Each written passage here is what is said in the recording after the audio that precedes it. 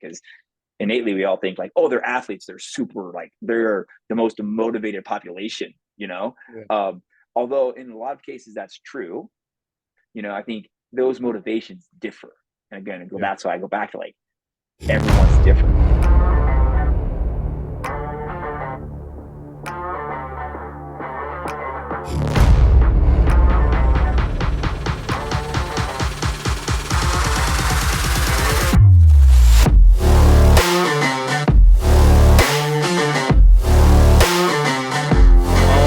Welcome back, Wellness Ninjas, to another episode of the Wellness Dojo podcast. I'm your host, Kyle Craig, and today I'm excited to have our special guest, Mr. Cody Lockling. He's the Director of Sports Performance and Olympic Sports at the University of Utah.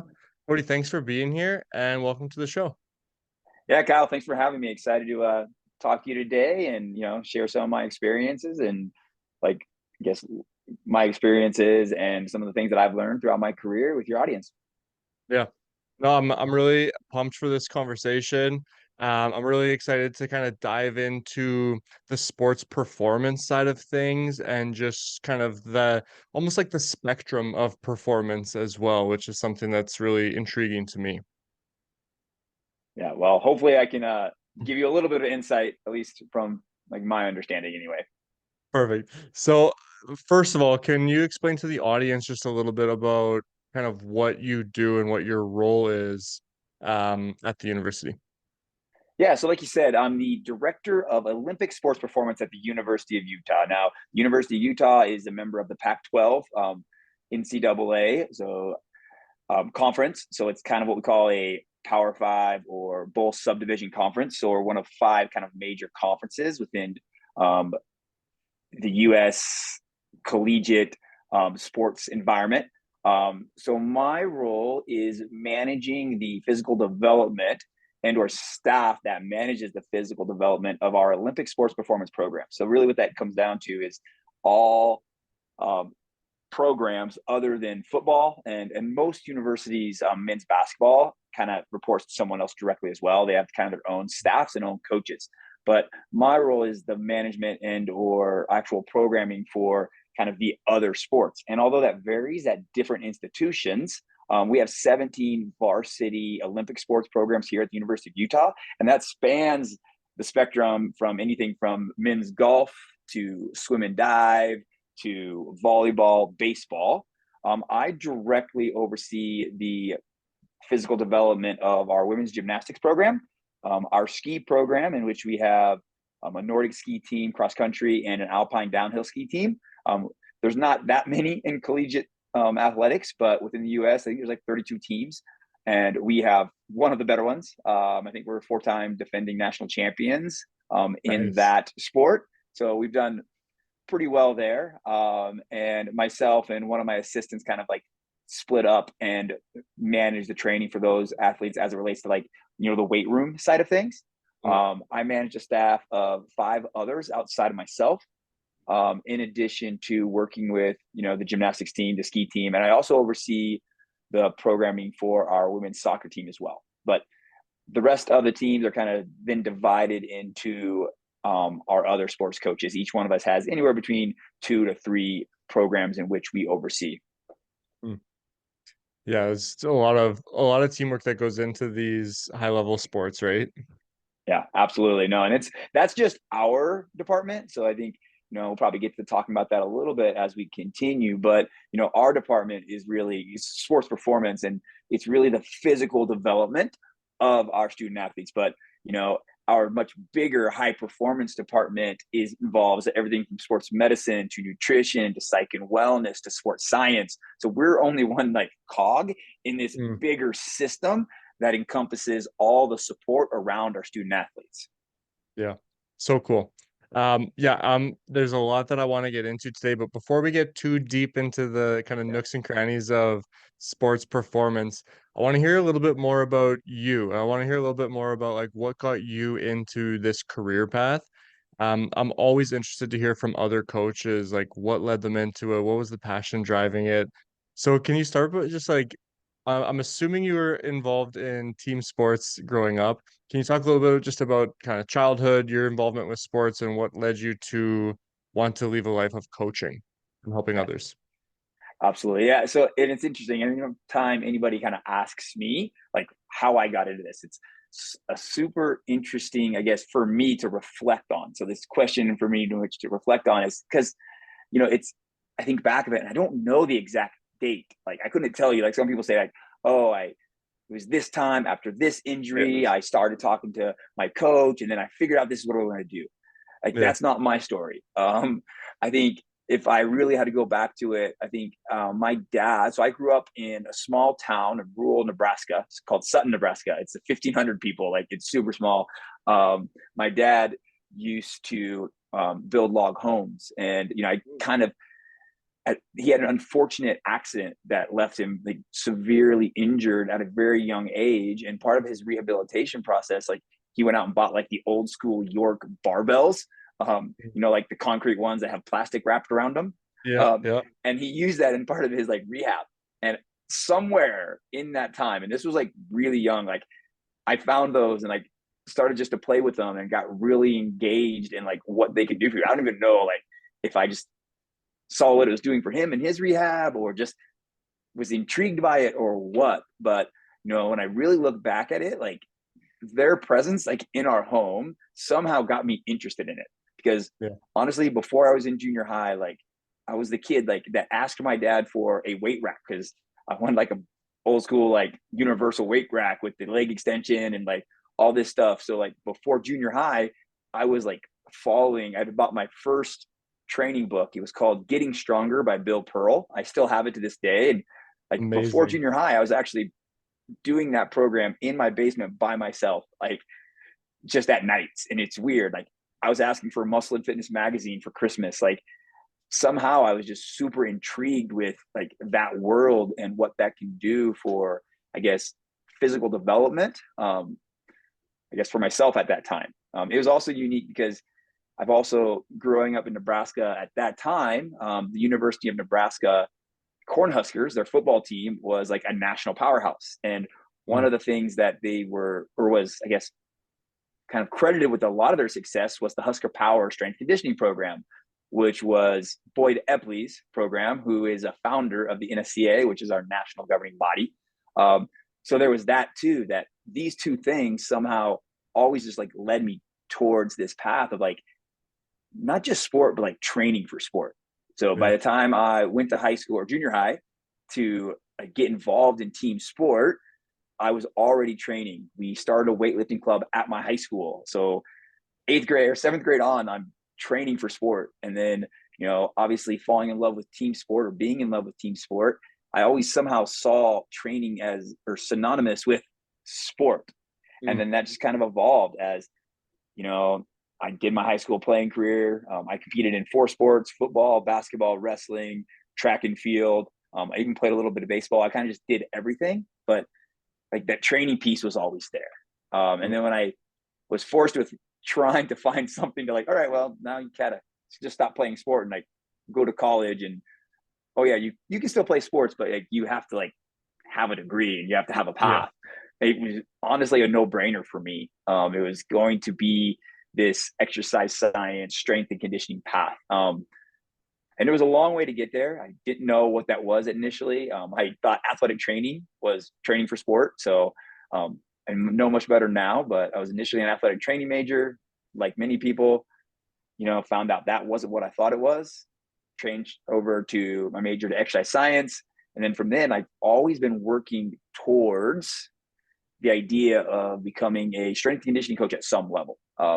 It took me a little while to get there, but I've been thinking about 8 years after initially going to college through some turns and bends throughout my path, found my Yeah. way to the University of Utah, where I've got a graduate assistant position, started interning, and I've been here ever since. So since 2010, I've been working at the University of Utah in some capacity in the strength and conditioning, I guess, field. And I've continued to elevate my position within our sports performance department from intern to GA to assistant to associate director to now in July, I took over as the director of Olympic sports performance. Awesome. Well, congratulations. That's That's super cool. And I'm actually curious, you mentioned like athletic training, you started there, but then realized it wasn't what you thought it would be. What do you mean by that? Yeah. So athletic training. So, it's just like you see it on the list of majors, right? It's like, oh, Yeah, yeah, athletic training, like athletics training. In my head, that's training for sport, yeah, and what it means from a position standpoint within collegiate athletics is the prevention and care of athletic related injuries. So we have our sports medicine is our athletic training department. Um, and I got firsthand, I guess, insight into what athletic trainers do because when I reported through my training process, getting ready for college, I tore my calf. So I came on as a freshman, an 18-year-old freshman on the college campus with a torn calf. Didn't know what it was. I just knew that my calf hurt. yeah, Um, and I got the pleasure of spending the first 6 weeks of my collegiate playing career with a torn calf and with our athletic trainers. So like I was like, oh, athletic training, like you deal on the injury side of things in terms of yeah, athlete has an injury, you're identifying the type of injury, you're helping them rehab it, and then taking care of just, I guess, they're on the field with us all the time. Our athletic training department, sports medicine department here at the university is awesome. We all work very closely together, but I mean, I would say, you know, really our biggest ally on the sports performance side is our athletic training or sports medicine department because we work together in a collaborative approach to providing the physical development of our student athletes. But a lot of times if an injury was to happen to an athlete, some of that care transfers hands to the athletic trainer and they you know have a role in it. We still are part of the process, yeah, but they are directly caring for the injury that happened, and then it transfers care to us at some level when they become able-bodied or that injury is no longer like causing them limitations. So having all knowledge of what that was, I found out like, yeah, this isn't where my passion lies. Like I want to work with, maybe pushing the outer limits yeah, of physical development, not necessarily like the return to baseline, I guess. yeah. Yeah, and it's kind of cool that you like probably wasn't at the time, but kind of cool that you were able to get that experience firsthand and realize like kind of what the whole like kind of realize the different levels and the different kind of categories of what goes into developing that athlete, right? Yeah, and honestly, like I had no idea. Like where I went to school, like I said, it was a town of 1,500 people. Like my Yeah. football coach was my strength coach, was my athletic trainer. Like he Yeah. taped my ankles. Like he gave us the workouts to do that he got from somebody else. Yeah. Then when I went to college, there it's still at that time. So this is in 2000. Like the field of strength and conditioning was developed, but it wasn't as widespread. So they had at University of Nebraska Wesleyan, where I went, we had a really well defined like coaching system, and we had a good sports medicine, but there wasn't strength and conditioning really, and there wasn't mental health, and there wasn't nutrition. So those were well defined. But I just saw athletic training, and I thought that's what I wanted to do. Mm. It wasn't until years later where like yeah, I went to be an or an exercise science major, knowing that that's what I need to do. But it wasn't until years later, it was like, oh, like this is a job that I can do. Like I knew that they were at the big schools like Nebraska or Miami or Florida State, but like I think in 2003 is when we got the strength and conditioning coach position at the University of Nebraska Wesleyan. But like until then, I didn't even know that was a possibility. Like, and now, I mean, it's massive. We have 7 coaches that work out of the weight room that I oversee, and then we have 5 coaches that work out of our football weight room. Like we're 12 practitioners deep just on the sports performance side. That's not, even counting all of the other support services that we have. Yeah. Yeah, and that just speaks volumes to the importance of individualized training as well, even within a team, I would imagine, right? Is every single athlete is unique in their own way, and so you need a team of people to continue to work with these athletes. I'm really interested in you mentioned kind of working with soccer, working with skiing, and I know like gymnastics as well you're involved with. Um, those are like vastly different sports with vastly different like vast different approaches to those sports. Can you talk a little bit about like how the training is different for each individual sport specifically? No, yeah, I think and I've worked with many different sports throughout my time here. So I've had experience kind of Yeah. working with a little bit of everybody. I originally thought like, oh, football, like that's what I'm going to do. And then I kind of got into this field and realized like, oh, not only is there this position within this field, but like they work with everybody. Like I don't have to limit myself to just, American football. I can have open up paths and avenues or doors within all these different sports. And I think one thing that's kind of, I don't know, like it just kind of happened that my interest in sport was always kind of training for sport. I'm not, Mm. you know, a weightlifter. I don't just love weightlifting or powerlifting, and I'm going to use that. Like I love training athletes, right? Yeah. Or I guess people. So, I think it's a very sports focused kind of approach to how I train athletes. So I don't just look at like, oh, we're going to do it this way because this is going to help you be better at your sport. I Yeah. look at, all right, you're a gymnast. What do I need? What physical qualities do I need to work on to help develop your performance from I guess, a physical standpoint, right? So same thing with ski, same thing with soccer. And I've always done that from swim to softball to golf to baseball. It's like, all right, how do I make you the best athlete or human that you can be? And then how do we transfer those qualities to your sport?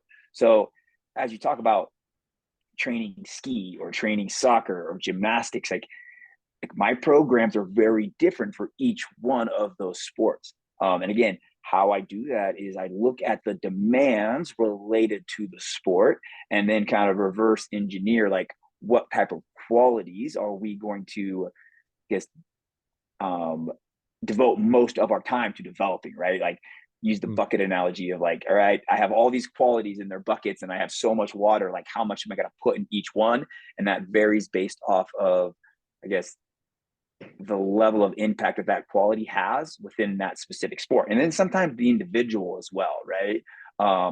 And I think there's a lot of similarities in what I might do. I think we're all trying to develop lower body strength, whether that be because my soccer player needs it to be a little bit faster or to be able to Mhm. absorb force in cuts so that they can stay safe, or my skier needs lower body strength because that the amount of forces they have to absorb in like a giant slalom ski race, like that's substantial, right? And they not only have to do that, but they have to do it in like a more frontal plane and or even transverse plane. So it's like, all right, we need to develop, lower body strength, specifically eccentric strength for that skill, whether that be for performance in that skill or whether it be to keep you safe while performing that skill, both of which have like merit, right? But it just depends on like my goals behind it. Yeah. Gymnastics, same thing. It's like that quality is the same. We want lower body strength, but it looks a little bit different, right? It looks like stiffness. It looks like being able to resist the recoil of specific apparatuses that they use or be able to stick a landing, right? I think Yeah. that's what it looks like in that sport. And that's very different than, some of your other sports that you might work with, like swim, that's all relatively concentric in nature, right? So I think I take the sport first Yeah. with consideration of the athlete and then kind of like work backwards from that in terms of how I design my approach for the development of those athletes. Yeah, super interesting. And what resonates with me too is like the foundations are there no matter what. Like what comes to my mind is like a squat, right? You look at these different sports, they all could use squat, but they're taking that squat and they're using it, you're kind of tweaking it in different ways for what they need. Whereas like a gymnast who needs to be able to jump super high and have that explosive vertical jump, they might need more power from their squat, or they're working on more, torque and velocity and just that overall power and explosiveness. Whereas it sounds like a skier might be something where it's like you're working on like the landing of a jump squat and the hold, like the squat with the hold and like stuff like that comes to mind for me. Um, but it's like it all comes from the same foundations of like the squat still needs to be strong. You still need to have be doing it safely and that type of thing. Is that something that you see a lot of too? Is that it's like the foundations don't change throughout, but rather it's just like how do we tweak it to meet the demands of your sport is kind of what it sounds like. No, exactly. I think it's true for everybody, right? Like it doesn't really matter. Like I think the sport or the person, right? I think, Yeah. the qualities are very similar because I guess if you boil it down, like we're all like humans, right? So Yeah. like these are these physical qualities that we're capable of developing or addressing. Um, and then we're going to apply it in different ways, right? Depending on, I guess, our sport in this context, right? But it could just be our daily environment for a lot of people, right? Like Mhm. when I was a personal trainer, I used squats for different reasons with them. I used it for, fat loss. I used it for muscle gain. I used it for improved athletic development. Like for my athletes, I just use it for, improved soccer performance, ski performance, injury reduction. And again, it differs a little bit, right? Like I can tweak it so little, like control the eccentric for an alpine skier, having longer, actual like lowering of the bar, body center of mass. Whereas a gymnast maybe will shorten the depth just a little bit to stimulate strength at that specific sticking point in which they encounter more often in a gymnastics landing, right? Mm. Whereas for, a soccer player, I mean, max strength is important as it relates to transfer of force, but maybe it's not the most important thing. But also, soccer players need ankle range of motion, they need hip range of motion. Like maybe I actually force them into deeper ranges of motion because that has a benefit for them. So I can tweak it so many different ways, and there's so many different variables in which we can play with. And again, we're talking about, like, we're boiling it down to the simplistic Yeah. movement of just a squat. We're not even talking about the variations in exercises. Is it a back squat, a front squat, a kettlebell squat, a body weight squat? Like, yes, we use all of that. Yeah.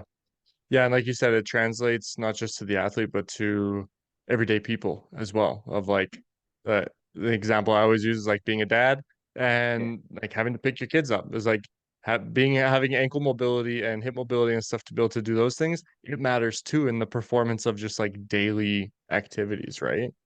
100%. I mean, just getting off your chair, right? Like, and and then I'm kind of lucky. Like I guess even my bachelor's and of my master's was kind of more focused on like general pop. Like I've always been Mm. this guy, like very sports and athlete focused, Yeah. but I've always learned and educated myself in this area of like more human development, specifically related to like, you know, I guess health, like physical health and longevity. So I've done a lot of courses on like, I guess, aging through the lifespan or, coaching wellness and things like that. So I've been able to learn how it relates to everybody and then Yeah. apply it as it relates to athletes. So, I think there's a lot of benefits in terms of improved activities of daily living in older populations, with developing certain qualities, like even strength and power. Like as you get older, like that strength and power that we might have at a younger age, like we take for granted, there's a lot of carryover into that of like general function, later in Yeah. life. Yeah. Yeah, and I'm glad you mentioned that because I think it's like different people approach sport and even just training for different reasons. Where even somebody who's coming into your program, I imagine there's different people that are coming in with different goals for why they're doing that sport, right? Some people are coming in with the goal of going to the Olympics, whereas some people might be coming in with the goal of like maintaining a scholarship and like building a career in another path, or just I imagine some people are doing it just because they enjoy playing sports too. Can you speak to that and how that approach is different for the different goals that are coming in? Yeah, no, you're 100% right. I mean, like we are, again, we're kind of at this pinnacle. Like here at the University of Utah, like we are like, you know, the Power Five or Bowl subdivision, within collegiate sports. Like we are probably like at the pinnacle in terms of the most competitive collegiate sports programs. Like a lot of our goal is to, I guess, win at the highest level and compete at the highest level within, collegiate athletics. But that being said, like you mentioned, all of our athletes come in with different motivations. Yeah, We are still coaching students first, and you know their motivation. Although our motivation as an athletic department might be to be successful, like on the field of play or court of play, while developing, I guess, or educating people within the collegiate environment.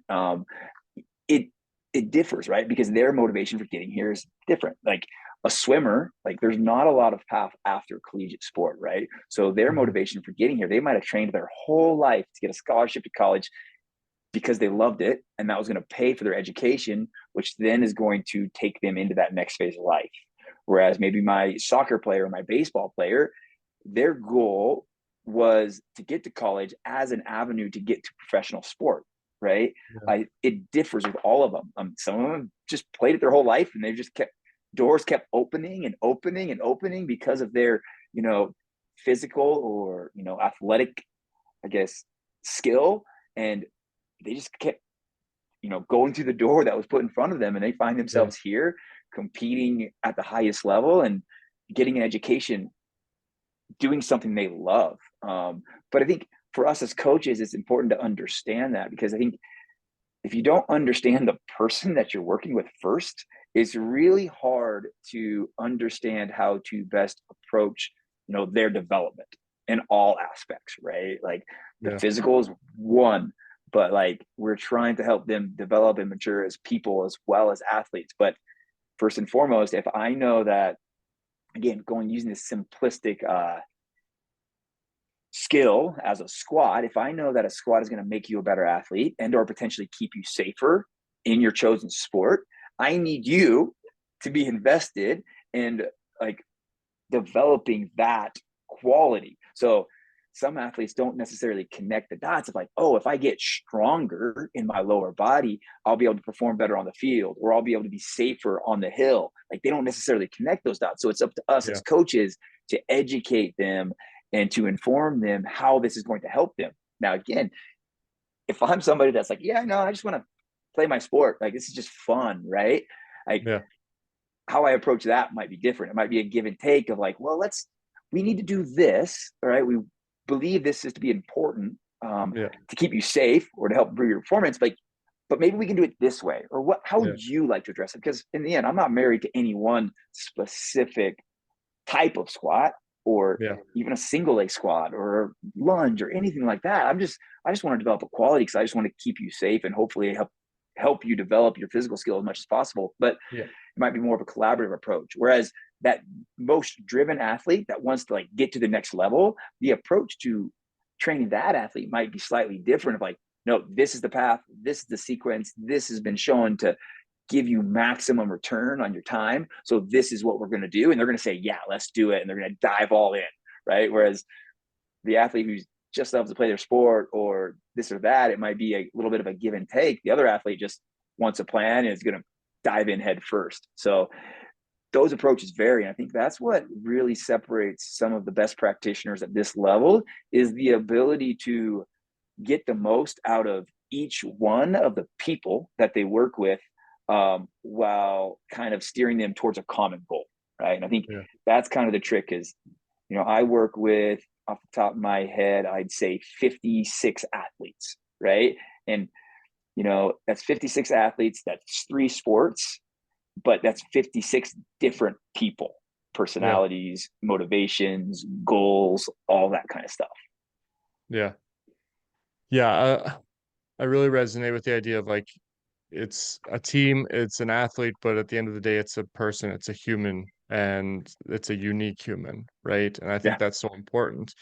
I'm curious if your transition from like athlete to coach taught you anything about just like connecting that human side of it. Like, I think that there's something really cool about you kind of mentioned, alluded to rather, um, kind of like some athletes become coaches because of circumstance. It's like I got injured, I can no longer play. How can I be involved in the sport? Whereas it sounds like yourself and I relate to this as well. It was like a choice of like this path feels right for me to go and help. I'm just curious if there was lessons learned through your transition from athlete to coach about just like that human side of things and like how does this actually relate to life? How do I use this for life?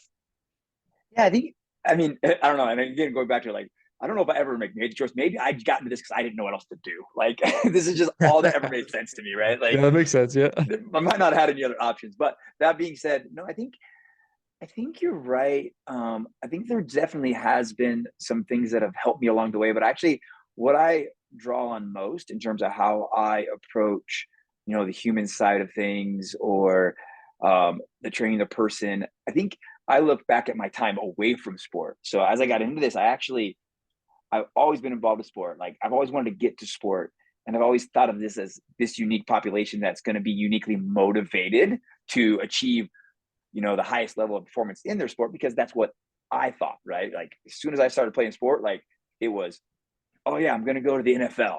Like, okay, like I'm 5'9".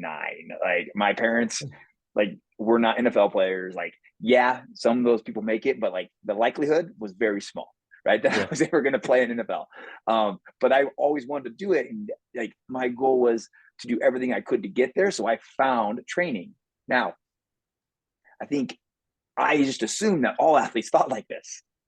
So I actually look back at my time away from sport when I was just a personal trainer, and my clients, you know, I guess spanned the spectrum of weight loss, weight gain, muscle gain, improved athletic performance. I trained a race walker one time, a guy in his 80s who had triple bypass surgery and 2 strokes. And, he had found he wanted to be a competitive race walker. And I was like, oh, this is awesome. Like I look back at that time in terms of like, all right, like you can use this model of like physical development and or performance and you can apply it in all these different areas. And like Mhm. again, like how I progressed down like, you know, from just your person that just wanted to be more healthy to the person that wanted to gain muscle. Like I did the same thing that I'm doing now, but with that population back then. And I think understanding like what motivates all these different people um, to find exercise and to find, I guess training. I think that was what I draw back on as I, work with the students that I work with now or the athletes that I work with now of like, all right, like some are going to be this person, that's all they care about is, getting to the top of their chosen sport. Whereas some, I've got to find ways to relate to them to get them where we want to go kind of collectively, but that with their like in their own way. Right. So it's, Mhm. I might relate to them from, how this is going to help them later in life. I might relate to how it's just going to help, their confidence right now. Right.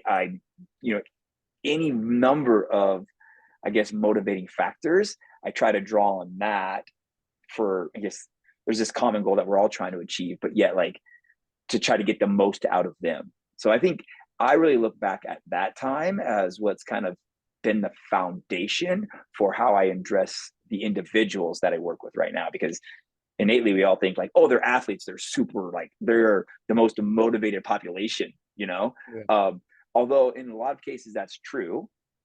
I think those motivations differ. And again, Yeah. that's why I go back to like everyone's different. Yeah. Yeah, it's so true, and we see it in everyday life too, right? Even in relationships, of like a husband and wife or whatever the case might be, where it's like you have different goals at different times, and you have different aspirations with your health even at different times, and you have to learn to navigate that, and that's something as a coach that becomes very important is like understanding the individual and then understanding like how do you get there with that goal, right? Very cool. I want to talk a little bit about those you mentioned kind of like overlapping the overlapping goals. And everybody is unique. However, there's something about sport that it just seems to across the board, no matter what the sport is, there's like something there. There's something that you kind of mentioned with your journey through sports and into coaching. There was just always this thing where it was like you wanted to be involved with sports and it almost didn't matter, it sounds like, where you were involved with sports. It was like you just knew you needed to be involved with sport. What is it in your opinion about sport that is so important for just everyday life and the lessons that we learn? Yeah, I think for me, there's, I mean, two big things. I think, I guess a common goal, right? Like, Mm, I mean, I think that has to do with like drawing people close together, like the relationships, the connectedness that you have. Like I don't know. There has been times in my life, but I don't think they're the best times in my life where like I wasn't didn't feel part of a group, Yeah. right? And since Yeah. I've been involved with college athletics, I'm part of so many different teams. Like I have my team here within our training facility. I'm involved with the soccer team. I'm involved with the gymnastics team, the ski team. These are all these little subgroups. And then I'm part of this bigger team of the University of Utah athletic department. And then I'm involved in an either bigger team as the University of Utah as a whole, right? Like in athletics, we tend to be like kind of the face of a university sometimes. And like, Yeah. so when I go around, like, oh, you work at the University of Utah or this or that, like in our community, even like there's an identity that's associated with my involvement here. And I think that happens for our athletes too, right? Like they take pride in the team and the university that they're a part of. And I think Yeah. that draws us all close together. Like I said, like I always thought I was going to be involved with football because that's what I loved and that's what I played. But as soon as I got involved with, I mean, at that time it was golf, soccer, and softball, right? And I wasn't watching football on Sunday or Saturday. I was at a women's soccer match or I was at a softball team. And all I cared about was the success of those athletes that I spend so much time with, like Hmm. seeing them, succeed. Like I didn't care if honestly, I don't even know the last time I've watched a Nebraska football game, right? Like it's not important to me because I don't know them. Like I don't have a connection with them outside of like when I was at youth.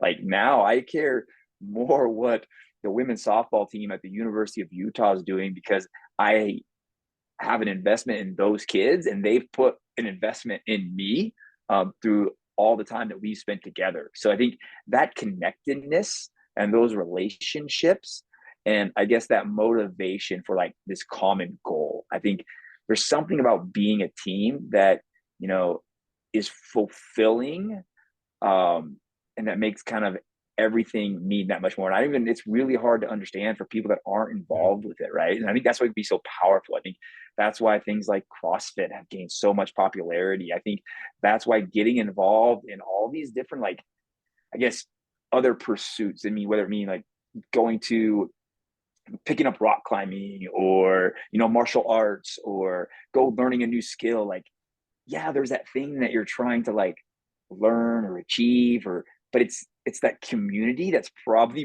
more important to the process than anything else. Yeah.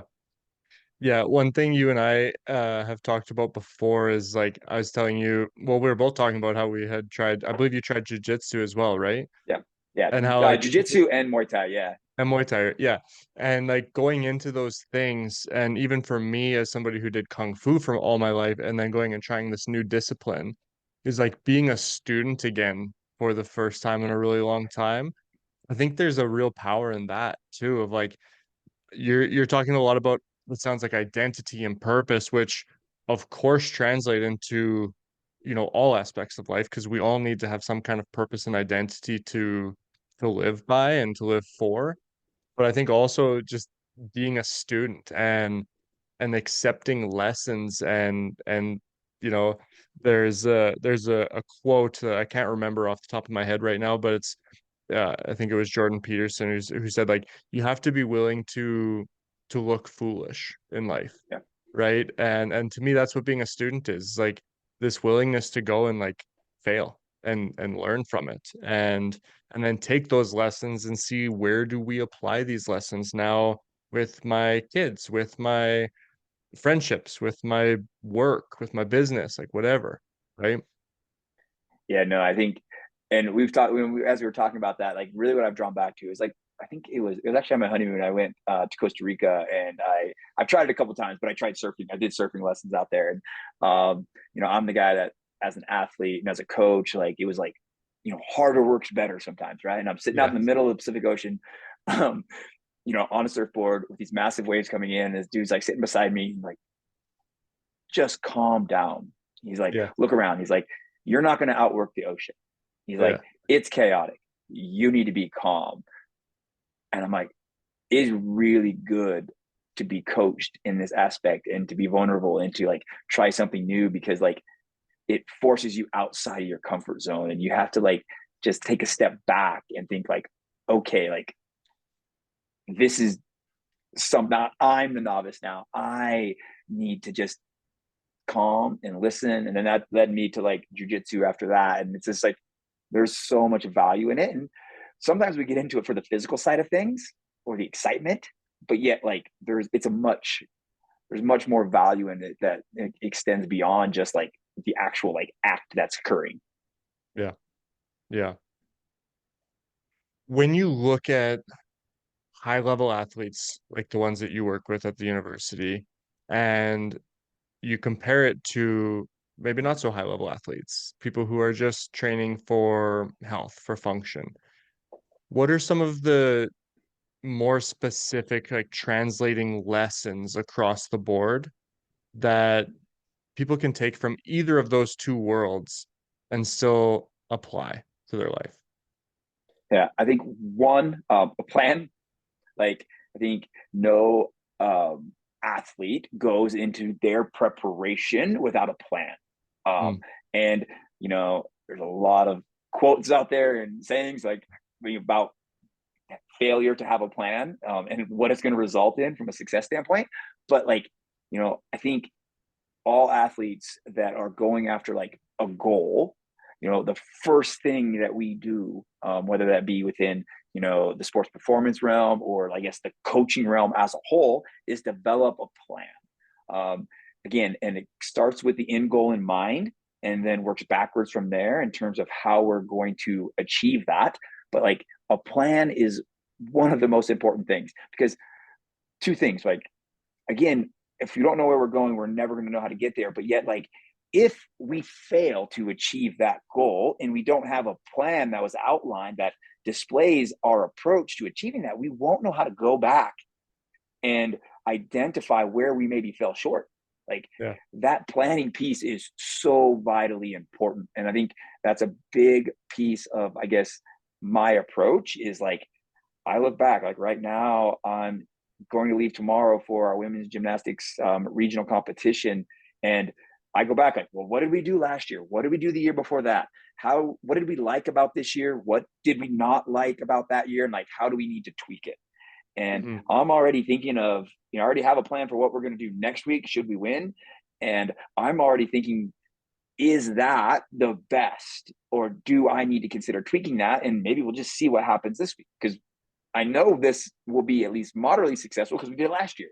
But how Yeah. can I tweak it to make it more successful this year? So that planning piece is vital. And I think anybody that has goals to achieve any goal needs to start with a plan first, right? Yeah. Other things, I think, that goal piece is important. I think one thing that I've learned from our athletes at the highest level is the consistency in their approach is second to none. I think sometimes you have a plan and we just go into it, right? And we just, oh yeah, we're gonna do the plan. I have a plan. I'm gonna stick to it. But sticking to it and having the level of consistency and focus, I Mm. guess, that they have, not many people have. I think Yeah, it's that discipline, right? 100%, like Yeah. they're that disciplined, and like they don't just go through motions and executing a plan. They go through, you know intended, very specific, deliberate, intentional actions in um progressing towards that goal. Like it's not a mistake that they got where they are. And not to say that I don't think it's, you know, nature over nurture. I just think it's a learned skill. Like Yeah. I think people always have that debate, like, oh, they are who they are. It's like, no, like we know that that's not the case anymore. Like they are who they are because of that, the habits, because of the consistency in which they've displayed over a long um, amount of time. I think Yeah. that's a big one. Yeah. I think the team aspect behind them too helps.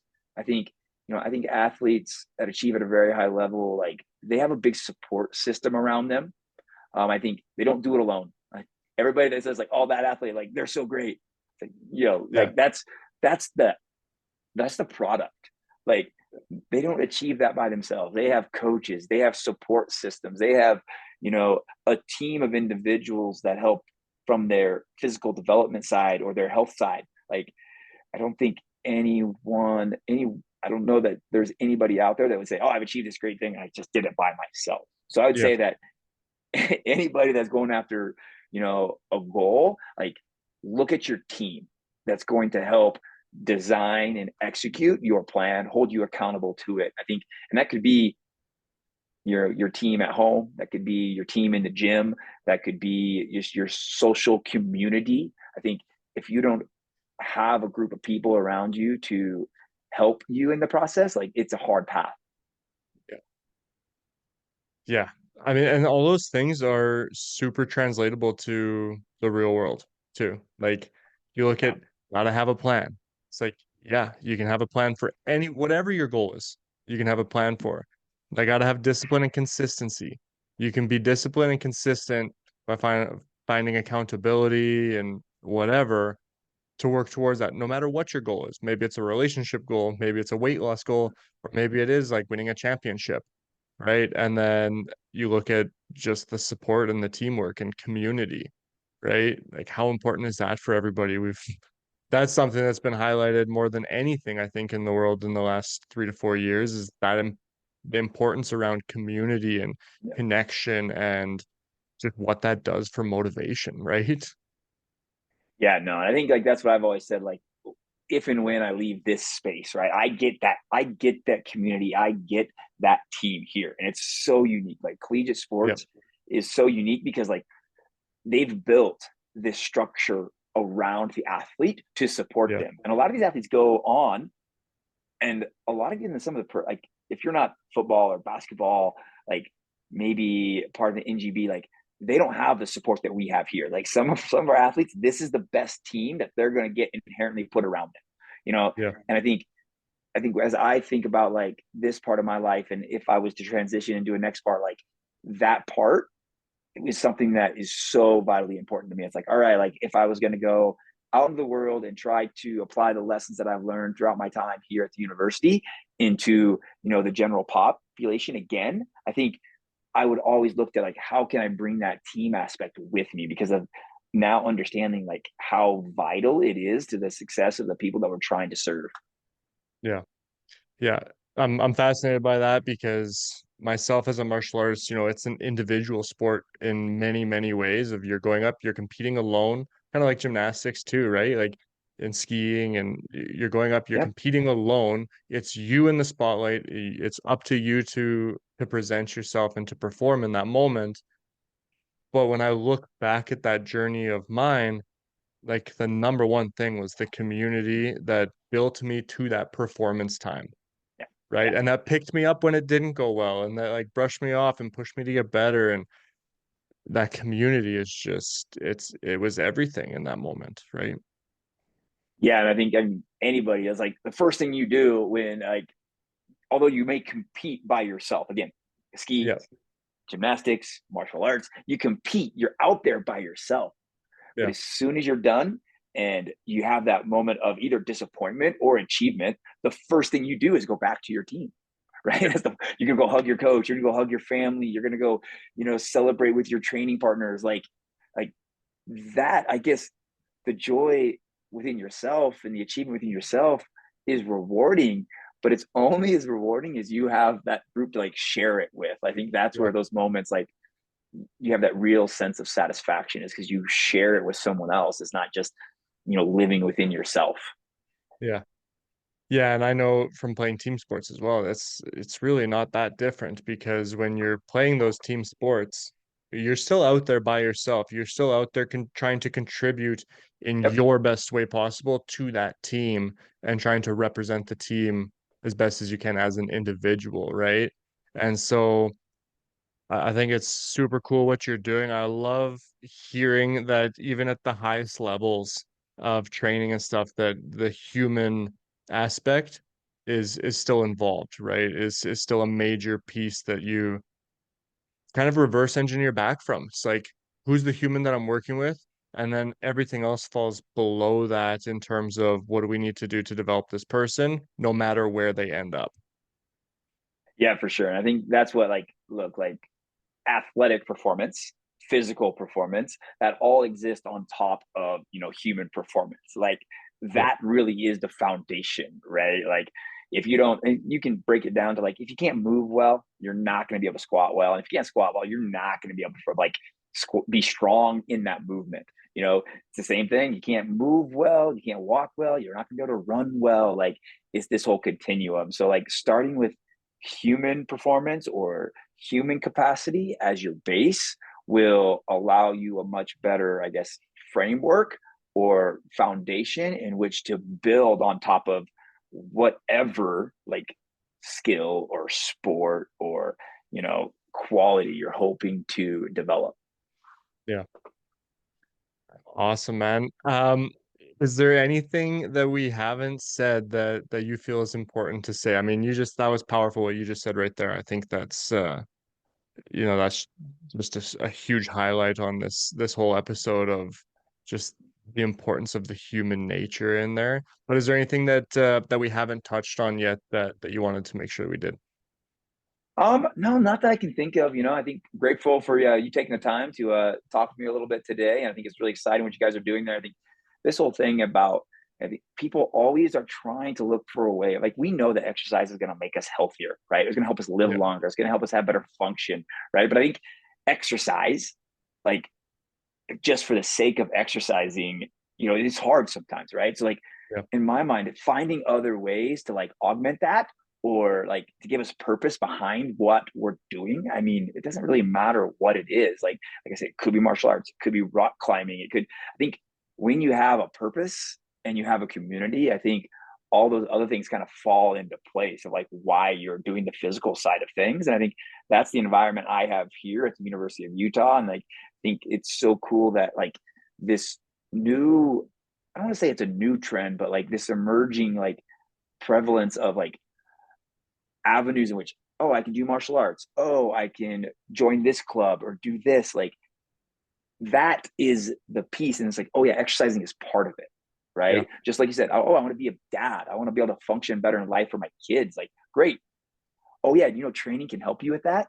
So I think it's really great what you guys are doing out there, and I appreciate you taking the time to hopefully, I mean, at some level we get something out of this that some one person can take and kind of use in their life. And obviously, like sharing with people, and my journey's unique to me, but everyone has their own, and hopefully if anybody can learn from mine and apply it to theirs, it's worth it. Yeah.